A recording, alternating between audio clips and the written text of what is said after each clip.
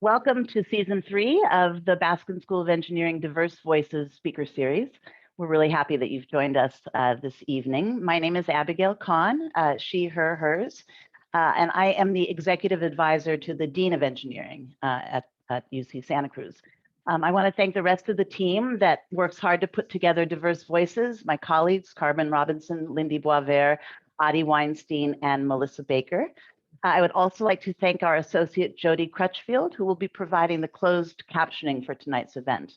And I believe we're being joined by Alex Wolf, Dean of the Baskin School of Engineering. So if you've joined, Alex, welcome. And finally, I'd like to thank our sponsor, S.J. Hynix, for their generous support of Diverse Voices.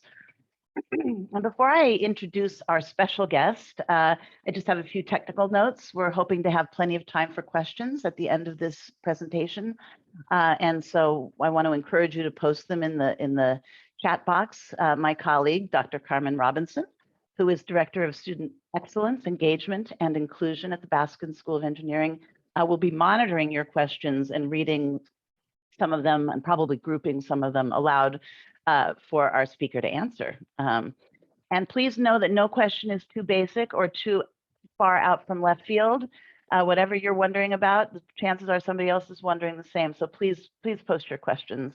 And then I already mentioned that this event is being closed captioned. So please access closed captioning at the bottom of your Zoom screen. Okay, now tonight's speaker, Dr. Kelly Harkins Kincaid, comes from the field of paleogenomics, which involves the reconstruction of animal and plant evolutionary trajectories from modern and ancient DNA. She is the founding CEO of Claret Bioscience, which is a biotech company based here in Santa Cruz that she founded in 2017. She's also the CEO of Astrea Forensics, a company that helps law enforcement solve cold cases.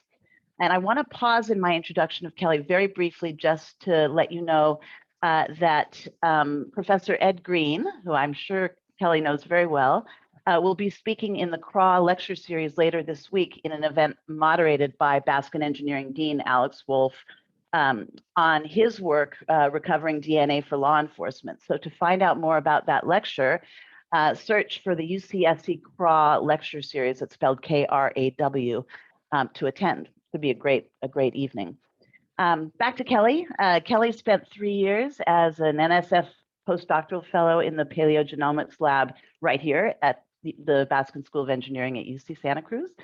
She holds a BA in music and archaeology from Skidmore College and both an MA and a PhD in anthropology with a specialization in bioarchaeology from Arizona State University. She's active in the UCSC Women in Science and Engineering groups, where she runs a monthly reading and discussion group called Wise Up, which is dedicated to promoting awareness of issues surrounding the inequities documented in scientific fields and in academia more broadly. Kelly is the recipient of numerous awards and spent a year as a Fulbright Fellow at the Natural History Museum in Vienna, Austria. And her talk this evening is entitled Living on the Edge of Your Comfort Zone, Women in Executive Leadership. Please join me in welcoming Dr. Kelly Harkins Kincaid. Thank you, Kelly. Thank you. Thanks for the introduction and the invitation to speak at the speaker series. So I'm going to share my screen, and I have slides, and I think it's a little over 30 minutes of presentation. All right. If you can't see this, come back online and tell me. Right, so when I first discussed with the organizers what I could share with you tonight, the theme that came to mind was the idea of stepping outside your comfort zone and how that can lead to professional and personal growth. And that I believe that I'm where I am in my career in biotech, as a CEO, as a woman in leadership, not to mention my climbing career, because of my tolerance for being out of my comfort zone, taking calculated risks, being scared and doing it anyway. And in fact, public speaking is pretty far outside my comfort zone. I've never given a talk like this before. So bear with me. I hope I don't bore you too much. So I'm sure there's an entire body of literature in the field of psychology and sociology that talks about this concept, but I'm not drawing from that. I'm just drawing from my personal experience and opinions here. So the comfort zone, right? There is beauty in the comfort zone. In many ways, it's evolutionarily advantageous to be in a safe place. It's where you feel you know what you're doing and you do it well and you do it easily, right? But going beyond what you feel you know how to do well in order to try something new or try something hard, you have to deal with being in some amount of discomfort. I also want to have a caveat here and be clear that I'm not referring to being uncomfortable due to, say, sexual harassment or unfair treatment. That is not the type of discomfort I'm advocating being tolerant of. You have to trust that feeling. So I just wanted to make that clear. But if we're talking about the realm of self-improvement, being out of your comfort zone simply requires a lot more work. It can be scary, and depending on the environment you're walking into, it may cause you to think, wait, do I belong here? There's imposter syndrome, which I'm sure a lot of you have heard of. That's, thinking, oh gosh, they're going to find out that I'm not as smart or as good as they thought I was when they, hired me or whatever. And this tends to be a very gendered phenomenon, not because of any deficiency, right? But in my opinion, it's actually a very logical extension of acknowledging your limitations. In fact, I think this line of thinking is 100% a way to avoid being pathologically overconfident. And I think, I would take a bit of self-doubt over overconfidence any day.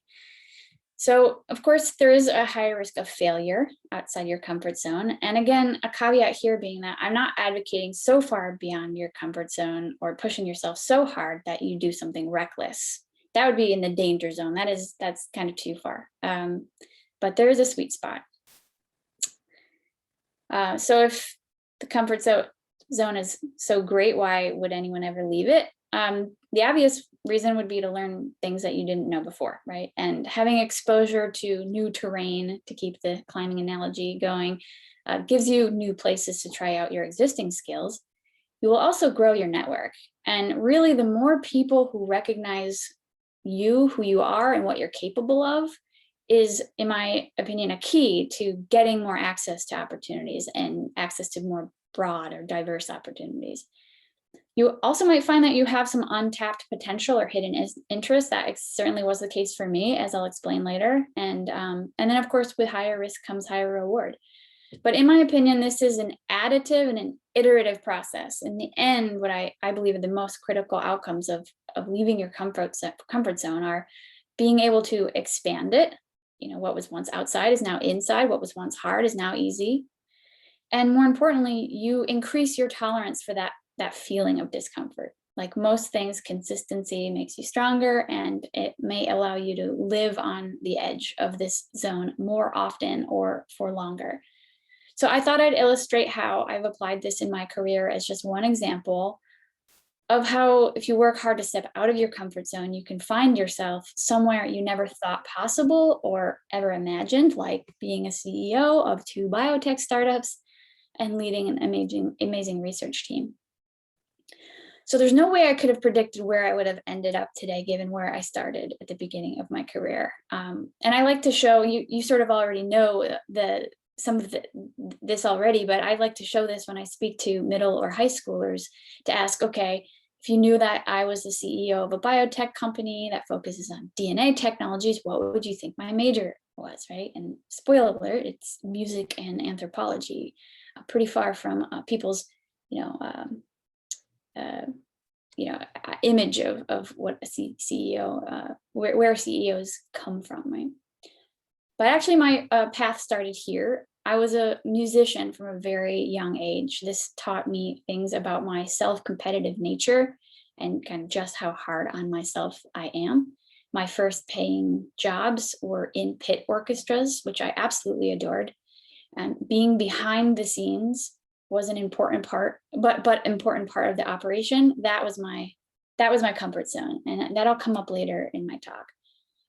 By the time I was ready to apply for colleges, I already was getting the feeling that being a solo performer or solo pianist on the stage, that was far beyond kind of what I think I was technically capable of, and that I would need to find a new path. So I applied to a ton of colleges, and that is one theme you'll see in my career. I apply for everything that I am eligible for within reason. And I got into exactly one college, which was actually a blessing in disguise, because decision-making is not actually easy for me, believe it or not. It's not that I'm bad at it necessarily, it's not easy. So I went to a wonderful liberal arts college. I studied archaeology, which, I discovered that I really did love digging square holes. And since music was already something that was well in my comfort zone, I figured I could handle getting a degree in that as well. So, given my experiences in high school and my SAT scores, I actually thought that I was bad at math and science, those types of things. So I asked myself, how can I get through college without taking any hard science classes or any math classes? And I managed to do it. And it was only later that I realized how wrong I was about my assumptions about my own ability to learn, and also how social science, archaeology, is still a science, and all the things I learned there would be broadly useful later.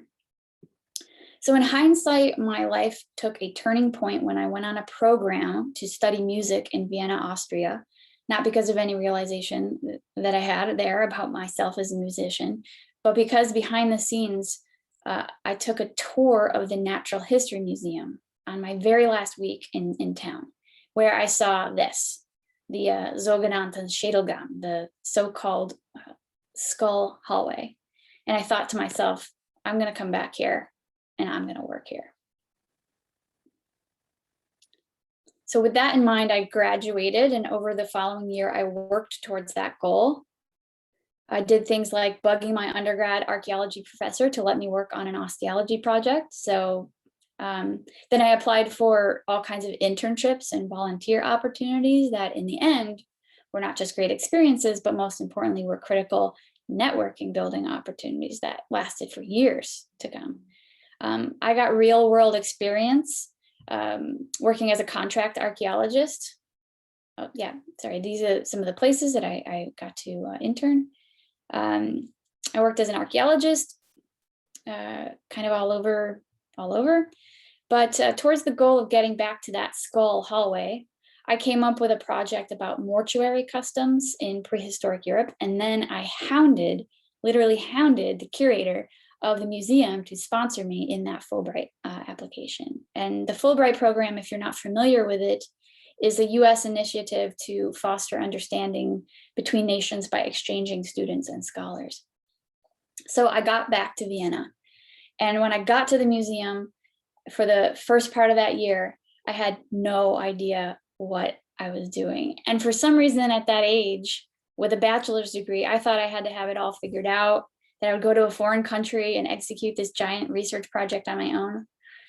Well, it took a while for me to ask for help, but eventually the curator, Maria Teschler-Nicola, mentored me and helped me with an actual project looking at paleopathology, which is studying disease in skeletal remains. And through that, I got affiliated with the Global History of Health project, and I was able to continue working in Vienna, analyzing eventually hundreds of skeletons. And meanwhile, grad school started to come into focus. I took the GREs, which I totally tanked. I filled in all the bubbles wrong. I ended up erasing my essay. This is before they did them on computers. But I applied to bioarchaeology graduate schools in the US. And despite the program director saying, well, you're going to have a tough time getting in here with those GRE scores, I got accepted to ASU. So using the experiences I had gained before grad school positioned me well to start studying disease in the past through skeletal remains. And I eventually had the opportunity to work with the mother of bioarchaeology, Jane Dykstra, who's an icon in her field. She's got a huge academic lineage. She was breaking boundaries 40, 50 years ago in the field when it was truly dominated by only white men. So she was a great role model.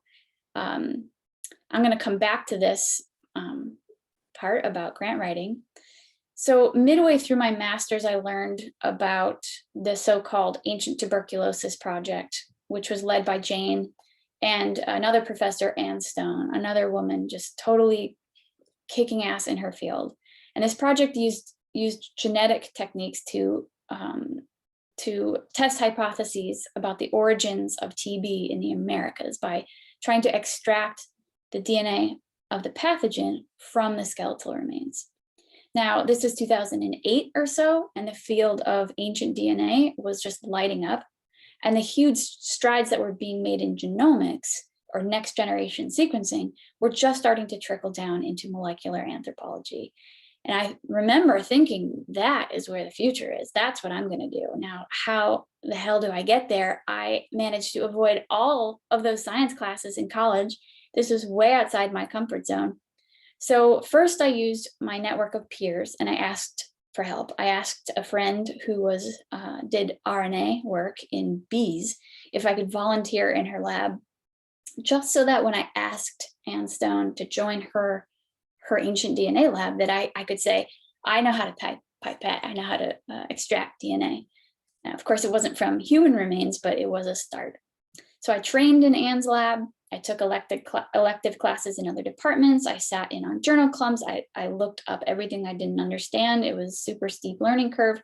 But by the end of grad school, I helped bring NGS, next generation sequencing, into the lab. And I trained a lot of students along the way. I did a lot of international field work, which is scary, coming up with a project, funding it, dealing with international collaborators, export laws, sampling precious human remains.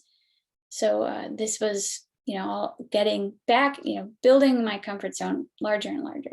And eventually I got to be part of a project that actually reconstructed ancient tuberculosis genomes from pre-contact Peruvian skeletons to discover that TB in this time period was likely from seals, which is totally not what we expected.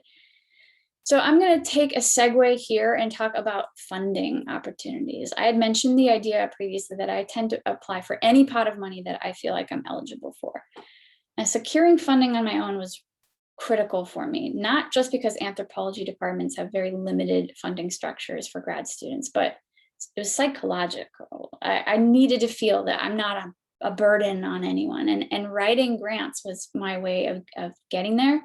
But writing grants requires the help of other people. And this is a great way to narrow in on the right mentors. I encourage everyone to look broadly for pots of money throughout their career. There are some wonderful initiatives helping to lift up students and scholars from underrepresented groups, especially in STEM. I have some listed here. These are not all ones that I've been awarded, but they're almost all ones that I've applied for, except for the engineering fellowship, which I thought maybe some people here would be interested in. And I once was told that the trick to getting grants is getting grants. I mean, that once one reviewer sees one on your resume, they think, well, somebody trusted that person to give them a grant, so I will too. So it's kind of a snowball effect. And the reason I'm kind of perseverating on this topic of applying for grants as training, I think it's an important training tool for communicating to the outside world. You have to think about what problems you're helping to solve, what the impact of your work is in the community or the world, what is fundable. And my mentor Jane once told me, just because you can study something doesn't mean you should. So starting with these small grants early will help you later on writing things like personal statements, job applications, business plans. And so I really encourage you to take an afternoon and Google around and see all the things that you might be apply for.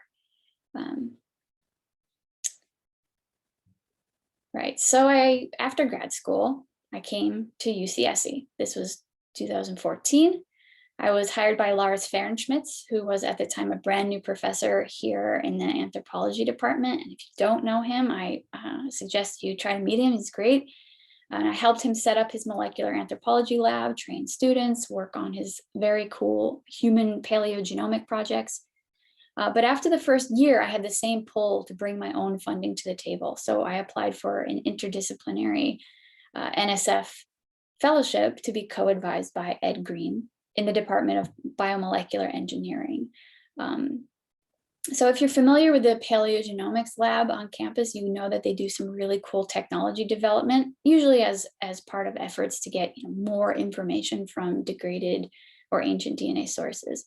And Ed Green, as one of the PIs of the lab, he had actually started a company back in 2013 called Dovetail Genomics.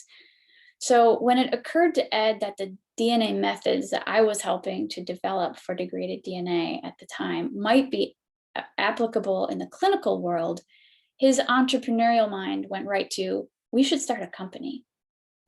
Do you want to run it? And at this time, I was on the precipice of accepting a tenure track faculty position and thinking, what the heck do I know about a business? But obviously I said yes. And we were funded shortly thereafter by Eden Rock Sciences. This is a group that is also an investor in Dovetail Genomics. So that was my transition to tech development and eventually to the industry. So I felt like I knew how to build and run a molecular lab at this point, but I never thought of myself as an entrepreneur or someone who would become an executive decision maker. And talk about feeling completely out of my element. That's an understatement. So, and I would get pretty overwhelmed. I remember planning for a board meeting and trying to draft 5-year projections on the company revenue and value. And I thought, I saw that everybody else had a whole team that helped them prepare these kinds of things. And it was just me. And I would say to the general counsel, I was a postdoc like 5 minutes ago, right? I mean, how am I supposed to do this? And he said to me, well, Kelly, evolve. And that was pretty effective. And he's a great ally, actually. But he can, he pushed me to step up. So evidently I got the hang of it enough that I was willing to take on a second startup, the Astrea forensics, which Ed is going to talk about at the crawl lecture tomorrow. And this one was a bit more in my wheelhouse, using ancient DNA techniques to apply to forensics samples. So took that on, right? So here we are in 2021. So in hindsight, there's a path. But at any one stage in that path, I could only see about 50 feet ahead of me. And that was okay for me because I was sort of comfortable already taking things as they came, being out of my comfort zone. Now, it's scary to leave the path you've known and trained for all your life, or at least through a part of your life. So I thought I'd spend a couple of minutes talking about the transition out of academia and a little bit about life as a startup CEO. So in many ways, my tolerance for being out of my element was, possibly the reason that I can do this job. But as I reflect back on all of the skills that we learn in school, I realize how many of them are transportable outside of academia. You have a collection of tools that is not just your degree in whatever you're studying. It's learning how to learn. It's learning how to, critically evaluate information and being scrappy and figuring out how to do things on your own. These are all great attributes that you come out of school with. If you know how to apply them, they're just as valuable in the industry or outside of academia. So if you want to understand a little bit about what are the responsibilities of a startup CEO, they're literally everything. But most importantly, there are 4 things that you can't delegate. One is building the culture, hiring the management team, setting the strategy for them, and deciding where to spend and how to spend the money. And then you can delegate. But I want to spend just a couple minutes talking about being my experiences as a woman in leadership. So only 14% of startup CEOs currently are women. And a reality that I find myself in over and over again is this scenario here that I kind of depicted, where I'm at the table with other founders and executives and professors and thought leaders, and I'm totally outnumbered. And I don't say this to disparage any one person. It's just reality that is not a particularly comfortable feeling. And I can only imagine what a person of color would feel like in these types of scenarios, which just is compounded on that. And while I agree with people who say that they think women in leadership roles should be, treated as ordinary, to not treat them as unusual, it is statistically unusual, right? And it requires a bit of courage to step up on the stage and feel like you have something to add to the conversation, especially someone like me who undertook this role straight out of my postdoc. I was really acutely aware of the limitations I had, but in my opinion, like, I'd have to be delusional not to think that I have so much more to learn. And women are more likely to say that they'd rather be behind the scenes than front and center. And I'm no different. I loved being in the pit orchestra. I often think to myself, well, that's just my personality, and I like to be behind the scenes. And it never occurred to me until I started actually doing this talk that maybe that's actually a product of the society we live in, not so much my personality. So there's a lot of value in being visible. And the other very difficult thing is advocating for yourself. There's sometimes this doubt that creeps in when certain things happen, maybe microaggressions, and maybe when someone restates your idea and attributes it to someone else, which just happened to me last week, that you stop and think, wait, was that because I'm a woman? It's hard to strike that balance. And did I have the courage at that time to interrupt and correct them? No. Sometimes I do, but it's not easy. And some days I want to fight for it, and some days I don't. And obviously I'm not going to alone reverse the underrepresentation of women in the ranks of power. But once you have a seat at the table, you can start advocating for others, promoting others, which in itself sets a tone and it establishes a culture. And as a woman in leadership, I get the chance to build a culture that I hope feels more inclusive, more transparent. This is what our company looks like now. It's a little bit more diverse. I'm always working on my leadership style, defining what that means. But I know that it's based on empathy, and I had a lot of great, mentors in the past that demonstrated what a diverse and inclusive lab or organization could look like. Also, learning about unconscious bias kind of allows me to consider how that might affect hiring. And we often hear this reason that no women are in top management roles because there are too few qualified women. And so I want to help fight that by building a diverse applicant pool for those future leaders. And one thing I wish I did early, especially when I was feeling most isolated and overwhelmed, was I wish I started building a network early, finding mentors or even just peers, and organizations like How Women Lead, which is something I just stumbled upon very recently. And I think this would have helped in my process. And I hope and I try to offer mentorship where I can, now knowing kind of how important it is. I just also wanted to mention that I recently became a mom, and I struggled with this fear of choosing between a family or losing momentum in my career. And luckily, the organization that I work for and with had a policy, or first of all, I'm the only woman who is in leadership, so I'm the only one who can get pregnant and become a mom on the job. So there was no precedent set, but they helped set a policy that allowed me to work from home and be very flexible, so that my now 5-month-old daughter, that I didn't have to take a step back. So that was important. And now I kind of have a way of enacting these kinds of policies for women in my organization going forward. So take home messages, this is a lot of text. I'm just going to kind of read from it. This is kind of what I want, and I hope that people take home from this talk. Tolerating discomfort, it can offer opportunities for growth. You don't have to like it, you just have to tolerate it. If you are, in the small proportion of the population who can handle a lot of uncertainty, you might be an entrepreneur.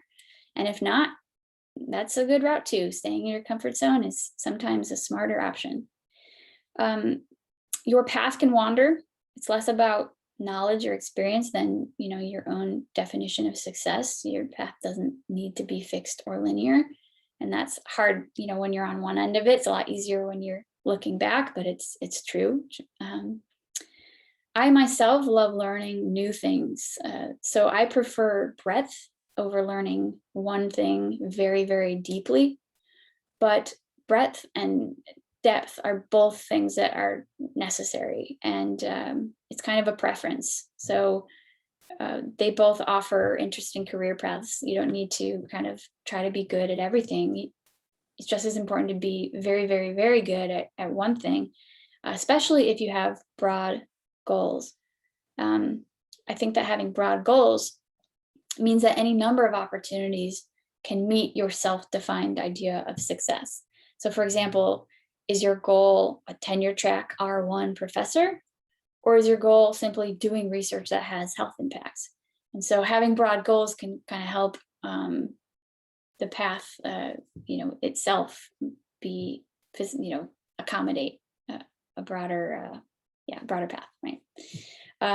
Imposter syndrome, it's a healthy sign of self-awareness, in my opinion. Just don't let it derail you.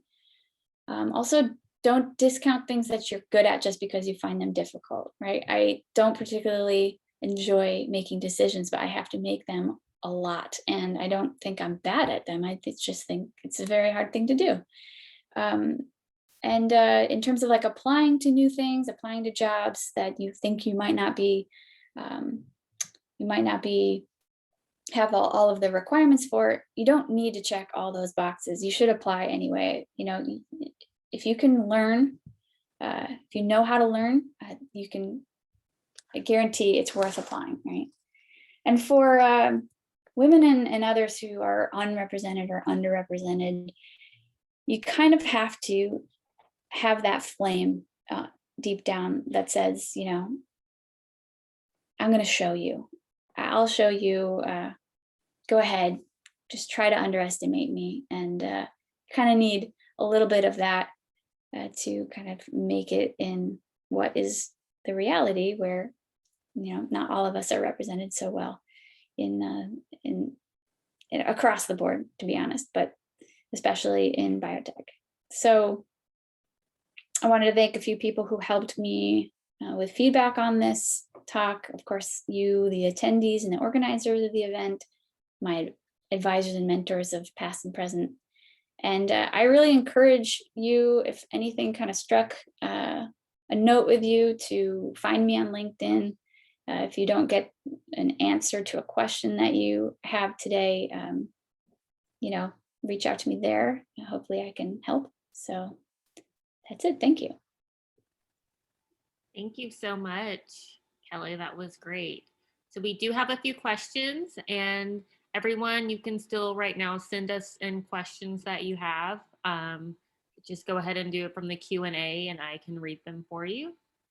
So our first question is, how have you found mentors in new skill areas? Are you constantly evolving your network? Yeah. And one mentor is not going to be the mentor that you have throughout your life. And sometimes it's just a matter of asking and seeing who is available to help. I mean,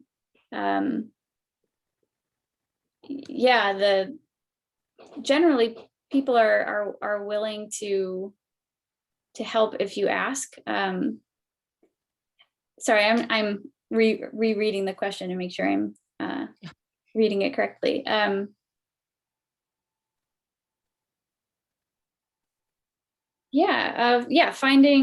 Finding people that I think are smart, and then asking them if they can help me. It's a great answer. It's really constantly evolving. It really is. Yeah. So how would you say is the best way to find mentors? You know, it's probably kind of, you need to get inundated in, you need to know who will be valuable. And I actually had written a response for a question like this, and it's kind of eluding me for some reason, but yeah, I'm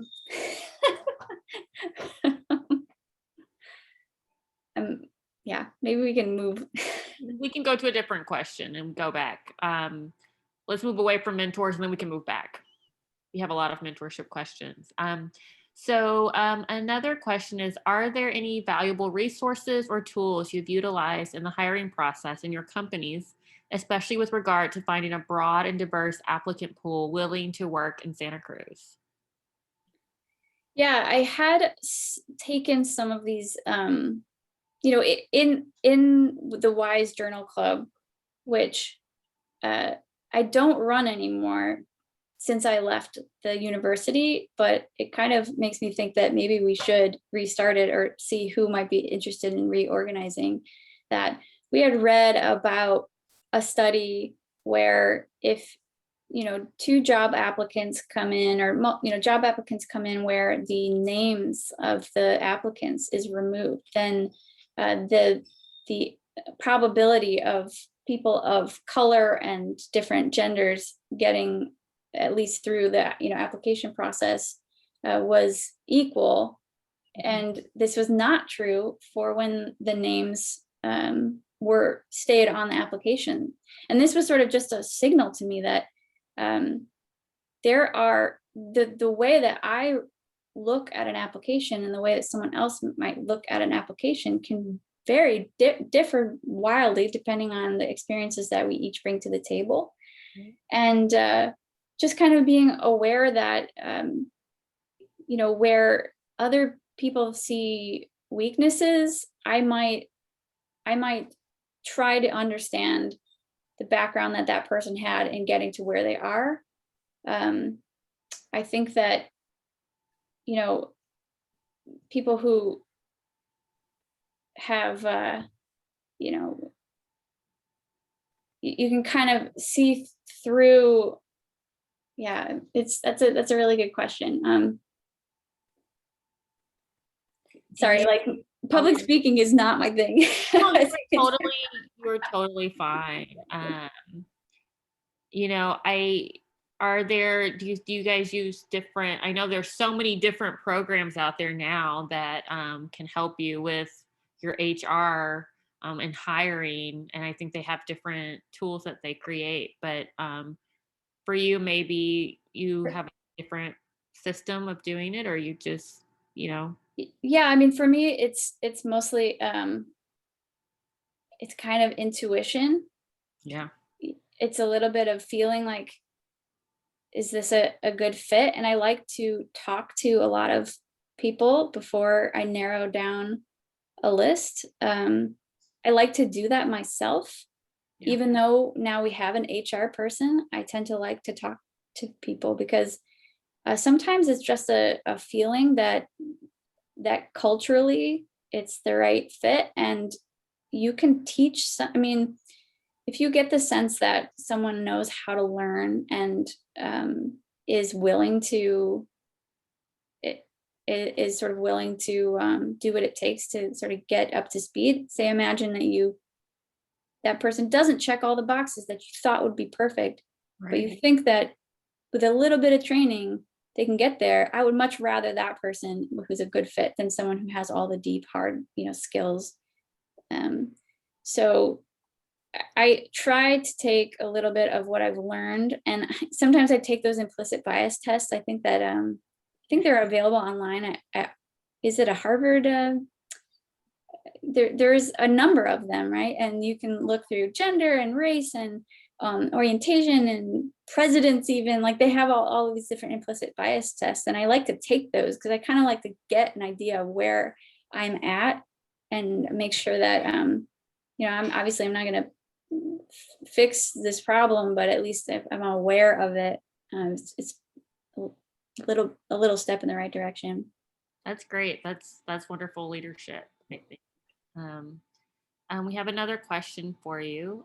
So leadership is not equal. What do you do when men do not listen to your input and treat you unfairly? Yeah, I mean, part of it is having allies. And what I had up there on the screen is I had written this thing I didn't much talk about, which is having a matching CV counterpart, which is, it's sometimes helpful to have somebody that is in your corner who is also very similar in background and training to you, to give you sort of who might, for example, be a white male, as a benchmark for how you're treated, and kind of make sure that if there's unfair treatment, you can kind of use that as a goalpost and understand how far off you are or are not from that individual. If really you can think of yourselves as the same in your training and experiences. It's almost more important to teach the people around you to call out bad behavior than it is on the onus on you as the person who's feeling like you're being treated, unfairly. And that's always the hard part, is that, it's always seems to fall on the shoulders of the people who are underrepresented or being treated unfairly to step up and have the courage to say something.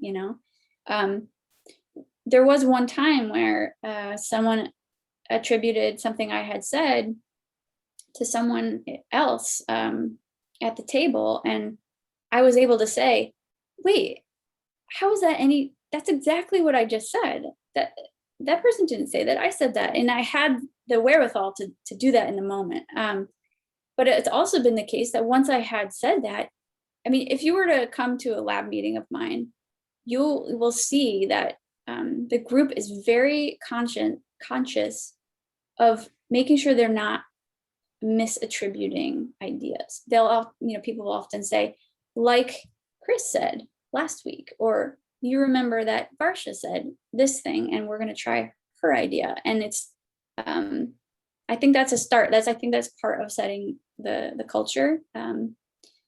It's really hard to do it if you're the only one there. So whoever asked that question, I hope that that's not a real life experience. But if it is, that's hard. And maybe there's an ally within the group that you can say, hey, next time something like that happens, could you say something? Maybe someone else is in a better position to say, hey, wait a minute, that wasn't, that's not fair. It's good to have another advocate or ally, for sure. I agree. Another question is, what's your approach in navigating uncharted territory in your career progression? Did you ever feel it was the right time, or was it all by fate, or some combination? Yeah, that's interesting, because I had for a long time, when I was talking about the transition to the role of the CEO, I talked about it as if this opportunity was presented to me, as if it happened, to me, instead of thinking I created an opportunity for people to view me as someone who was very capable. So it's not fate. There's definitely luck involved. Making yourself, I think I said this earlier, that the more people who when they think of something, you come to the top of their head, the better. So I think networking and your exposure is really an important aspect of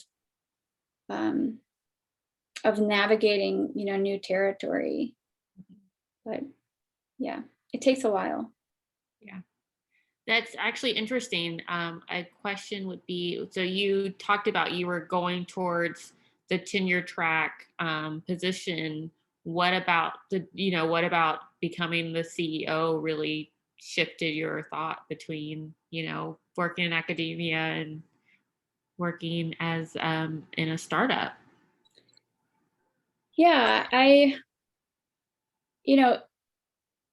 you can't separate yourself. I can't separate myself from kind of the state of the world. And one thing that has been increasingly tenuous is thinking about financial security in this very kind of scary world. And knowing that I wanted to have a family, I kind of erred towards an opportunity that, even if it was like a tiny chance that it could work, that I might be in a position to better care for my family financially. Like, that's in the back of my head.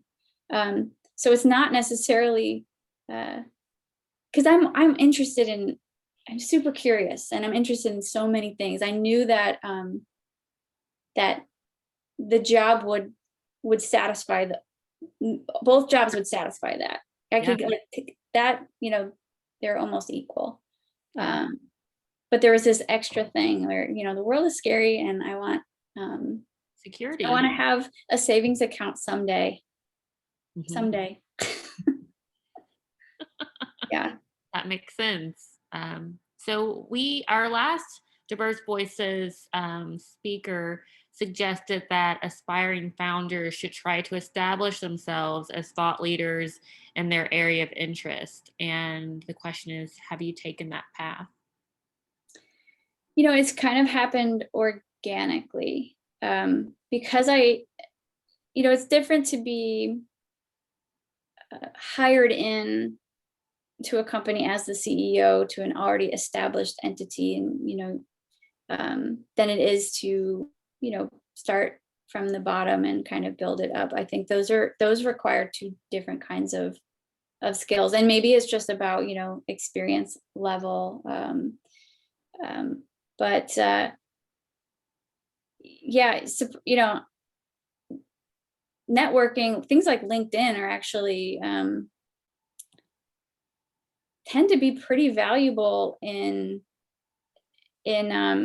trying to make people aware of the fact that you might have some really interesting, important things to say. But I also publish papers. So, we work, in my academic career, I published a number of things, and then I worked on a ton of projects that got my name on publications, such that even in this past few years in this company, I think I've had 9 publications maybe come out. So having, getting in on projects so that you can get your name, on publications, or participating in projects and writing your own publications, that's a really good way to stay a thought, could be considered a thought leader. But publications aren't the only way. Blog posts are very valuable. Going to conferences and giving, and being the one who, fighting to say, well, can I be the one who gives that presentation? Those are all really important. It's a lot of putting yourself out there, which it's not my comfort zone, but it's something that you really enjoy, right?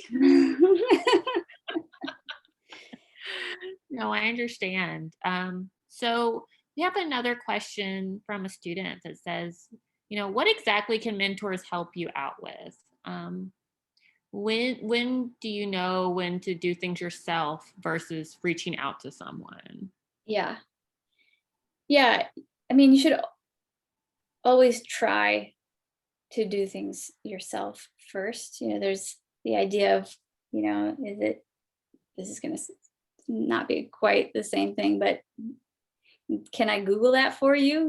That there's this element of resourcefulness that you need to start with.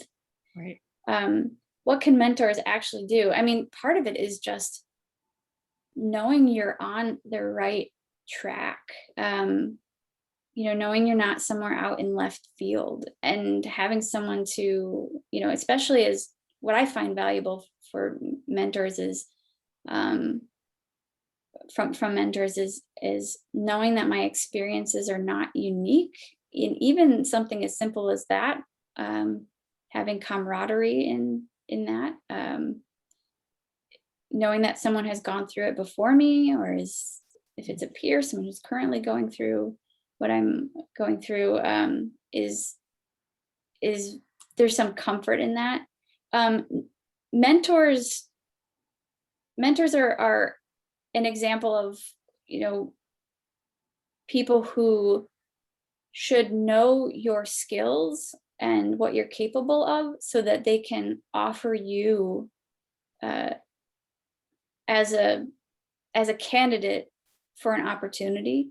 Mm-hmm. So, making sure that your mentor kind of knows enough about you that they think, oh, so-and-so would be really good for that opportunity.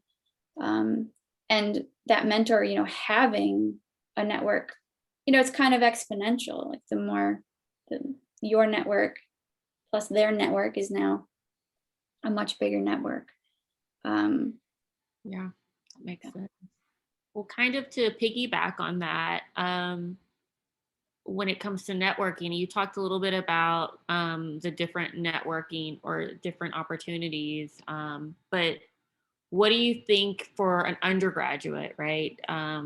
What are, do you think the best tools for networking, even in the technology? We talked about LinkedIn. What do you think? What are your thoughts on different forms of networking for students? Yeah, as an undergrad, I think that going to conferences, if it's possible, it's funny to think about how these things work now in the pandemic era, right? Especially for college students who are in the middle of those critical years where maybe they would have gone to some conferences, right? Yeah, some of it is also your peers today will become in graduate school, for example, like your peers today will be professors later, and in undergrad, your peers today will go on to do amazing things later. So making sure that you also are networking within your own peer group. I'm trying to think back about undergrad, because it was 20 years ago.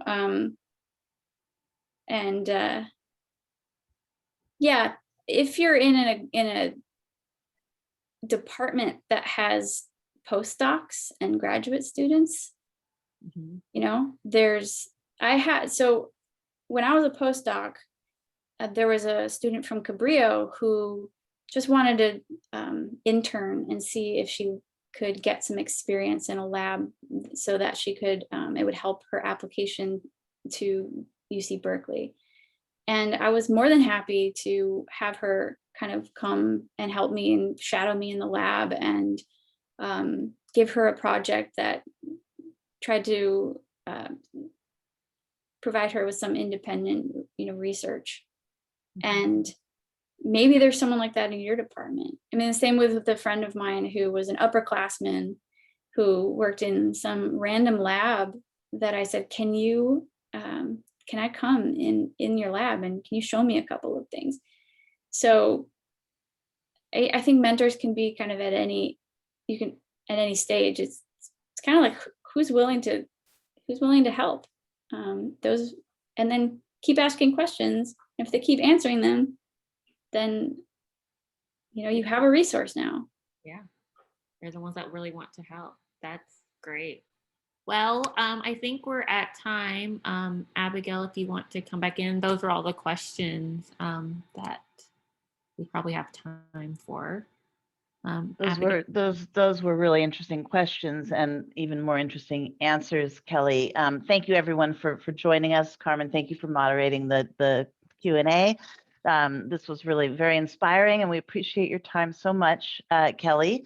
So thank you for sharing with us tonight. It was just great. You're welcome. And see everybody for the next episode. Okay, good night. Great, good night.